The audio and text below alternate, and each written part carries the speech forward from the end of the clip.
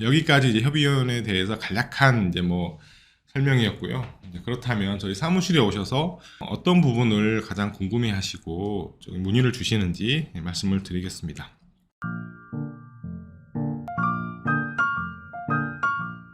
가장 많이 이제 문의를 주시는 부분이 과연 협의이혼 하러 갔는데 왜 법원에서는 재산분할과 위자료는 정해주지 않느냐라는 것입니다.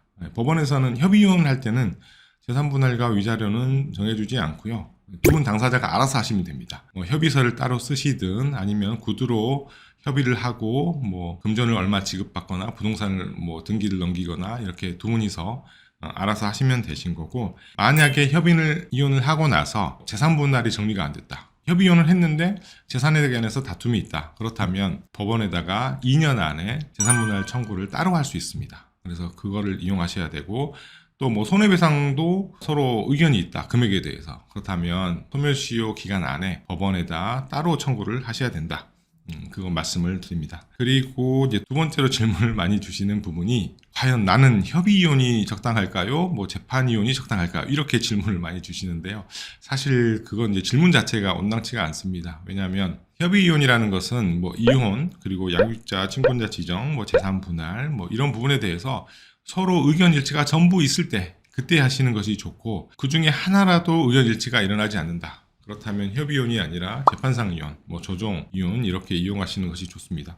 왜냐하면 만약에 예를 들어서 협의이혼을 하려고 하는데 재산분할에 관해서 서로 이견이 있다. 이견이 있는 상태에서 협의이혼 절차를 진행했다. 그렇다면 뭐 재산분할 청구를 또 따로 진행을 해야 됩니다. 그래서 협의이혼 절차를 다 진행하고 뭐 미성년 자녀가 있으면 뭐 4, 5개월 걸리겠죠. 그 이후에 또 재판을 진행해야 됩니다. 그래서 한 가지라도 서로 이견이 있는 경우에는 처음부터 재판이나 조정 절차를 이용해서 한꺼번에 해결하는 것이 시간을 단축할 수 있는 좋은 길이기 때문에 협의이혼을 진행하시는 분들은 그 의견 일치가 전부 있는지 없는지 그 부분을 따져보시면 되는 거지, 뭐 나의 경우는 협의이혼이 좋냐 재판이혼이 좋냐 이거는 사실 좋은 질문이 아닙니다.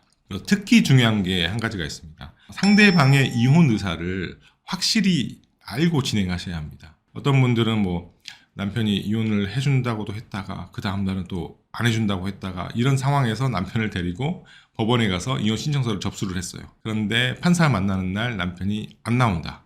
법원에서 이제 두 번을 지정해 주는데 그 기일을 두 번 다 안 나온다. 그러면 이제 취하 간주가 돼서 이게 없었던 것이 됩니다. 그렇다면 지금까지 진행해온 거는 다 날아가 버리는 거죠. 그래서 다시 협의이혼 신청을 또 하거나 아니면 재판을 하거나 이제 그렇게 진행을 해야 돼서, 그런 경우는 지금까지 진행했던 뭐 시간적, 그다음에 비용적 측면에서 손해를 보고 진행하시기 때문에 상대방의 이혼 의사 확실히 있는지, 확실히 있는 분들은 협의이혼을 진행하시고, 애매하다, 뭐 판사 만나러 나오는 날 올 것 같기도 하고 안 올 것 같기도 하다, 그러면 차라리 조정이혼이나 재판으로 진행하시는 것이 시간을 절약할 수 있는 길입니다. 그렇다면 마지막으로 저희 마음다해가 이혼을 상담하는 태도에 대해서 말씀을 드리겠습니다. 특히 이혼은 정말 어려운 부분입니다. 왜냐하면 뭐 인사나 형사는 자기가 뭐 계약서에 사인한 거 아니면 자기가 범죄를 저지른 부분에 대해서 책임을 지는 부분이기 때문에 자기 혼자만 책임을 지면 됩니다. 그런데 이혼은 그렇지 않습니다. 부부가 잘못을 했다 하더라도 그 이혼 진행 과정, 그리고 이혼 과정에서 자라날 아이들을 생각하면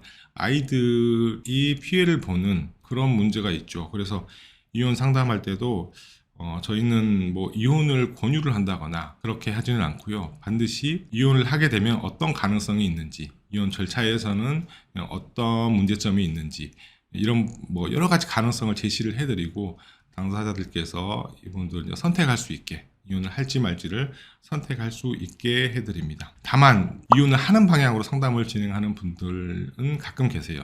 어떤 분들이냐면 뭐 가정폭력에 너무 많이 노출된 분들이 있습니다. 남편이 자녀들이 보는 앞에서 아내에게 폭행을 하거나, 심지어는 장인어른이 울면서 때리지 말라고 말리는데도 폭행을 하는 분들이 계셨어요. 그런 분들은 제가 이혼을 하는 방향으로 유도를 합니다. 어떻게든 빨리 그 폭력에서 벗어나서 아이들과 잘 살 수 있도록 저희가 유도를 하는데, 이제 어떤 사례가 있었냐면,